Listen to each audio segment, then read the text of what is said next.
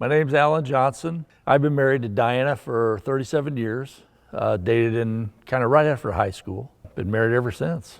My life before was great. I mean, I played a lot of ball, I hunted a lot. Been active my whole life, just been from the time I was a kid.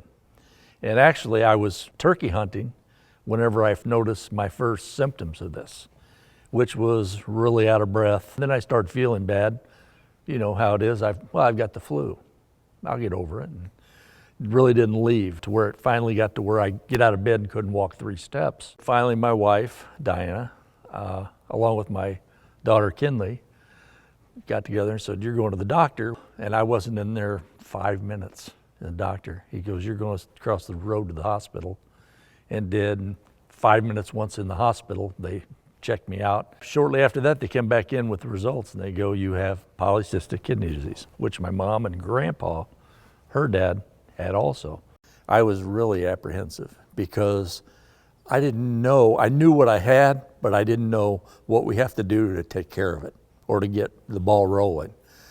And I was never a hospital guy, never been in the hospital. The first thing they did was they took me down and I had to get a catheter put in, direct to your heart. So it's a temporary fix, but what it is, they can put it in and you can directly after that get dialysis. So now I know, wow, I got to do dialysis. And I'm still huffing and puffing and can't breathe and have to take pauses to talk. Then the next morning I wake up and they come and they tell me, "Hey, you're going to head to dialysis here shortly." So now I'm extra scared. And so they take me in there and it's like, okay. So I'm laying down and watching a little bit and they're grabbing this and putting these on here. And so finally I just shut my eyes and I'm just like relaxing with these earbuds in, which took a little of the sound away from everything. And then I feel pressure on this side of my chest right here. And it was a hand, it was the nurse. I thought the pressure was like almost if you pushed from a standing position about as hard as you could push right here. And then the pressure subsided. And when it subsided, I opened my eyes. I looked this way, I looked that way. There's no one even close to me. And it was, I know what it was. It was the hand of God. Because I was nervous as could be. And he was telling me, "It's going to be okay. I'm here. You're going to be okay."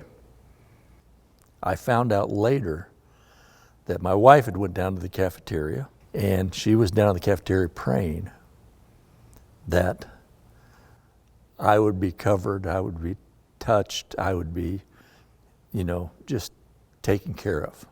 I revert back to this right here a lot, still do, to know, hey, he's with me in some way. It gave me comfort, and it still does because I know that he's always with me.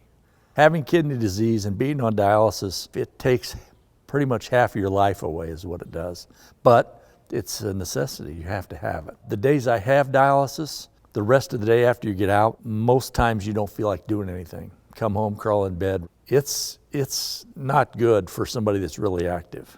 I've had a couple different types of dialysis. I started out, of course, with the catheter, which is totally temporary. This line goes straight to your heart, and it's not good. It's just for temporary purposes to get you on dialysis right now when you need it. And there are 2 kinds that I know of, and one is peritoneal dialysis, and it's where they go in your stomach with a line or a hose or a catheter, whatever you want to call it. And you have one line coming out and they hook it up to bags and you drain these bags into you and then it drains out. You can do the peritoneal at home, which I did, and that eases your life up a little bit because you can do it while you sleep. But there's so many limits to it. At night you'd plug in and get to the bathroom in the middle of the night if you need to, a 25-foot cord, and that's all great. Hey, this would be great. And it wasn't bad, but after a while on that, I kind of felt like a prisoner. Because, everybody has it where you can't sleep. I want to go in the front room and lay on the couch. You can't do it. And then pretty soon it started closing in on me. That all just wore on me. Plus, peritoneal has a greater risk of infection, and you have to dress this thing every day tear all the bandages off, redo it, a lot of time involved. Eventually I did get an infection. So after peritoneal, they put me back in center. And in center you do hemodialysis, which is a totally different dialysis. And this way is two needles go in you, in your arm or wherever you have your access. But before that, they actually take you and you have to go to the hospital and get a fistula put in. And that receives the needles. So it's just not, they just don't stick you in veins. They actually put a fistula in you. And that's because these are really big needles that go in you. This is not a needle like when you get a shot.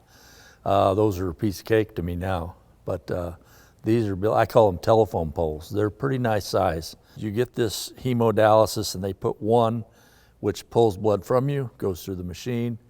The other one comes back in the other needle and comes back in your system.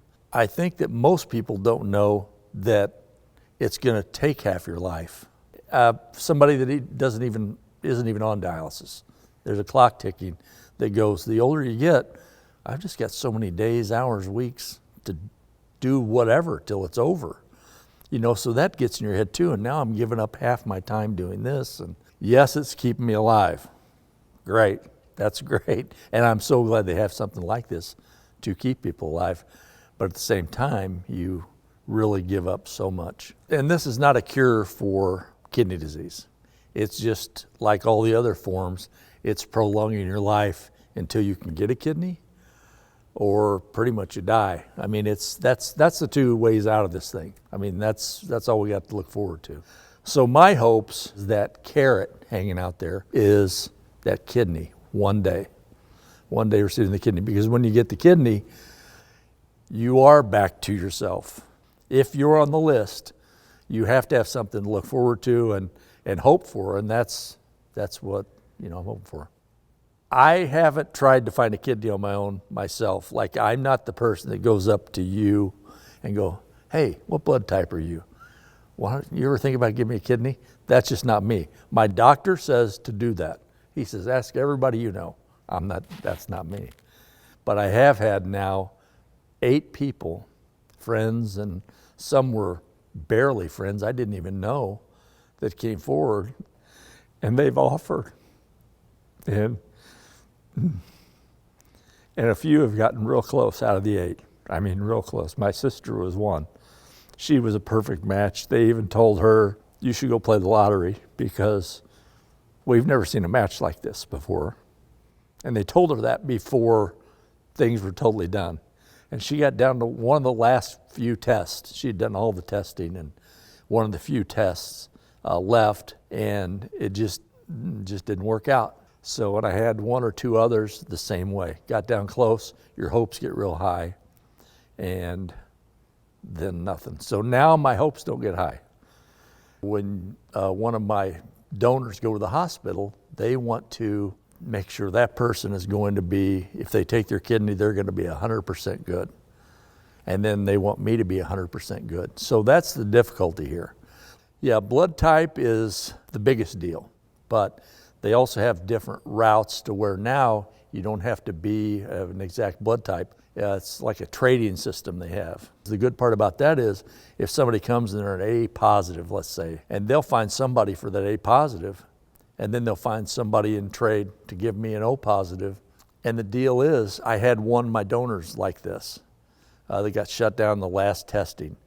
But he was not my blood type, but he was on the trade system with me.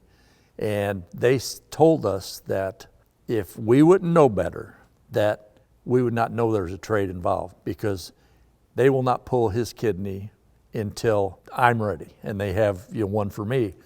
There's a lot of things when you have this that I don't think the everyday person understands. And I don't think a lot of people know that they don't need 2 kidneys. I think I've got my 2 and I'm keeping them because I've got one for a backup. I mean, I probably would, but I think if you put yourself in the place of the person who needs one, I think now looking back, if I could, I'd do it in a second, because I've got 2 that's going to last me. They'd probably last you 150 years on a normal person. If they could give one of their kidneys, healthy kidneys, to somebody, they're not only helping them to live and giving them their life back, they're also just extending, life that they can have and live normally, and both people can live normally. The person who gives it, the person who receives it, you're not only giving their life back, but you're just giving them everything they need.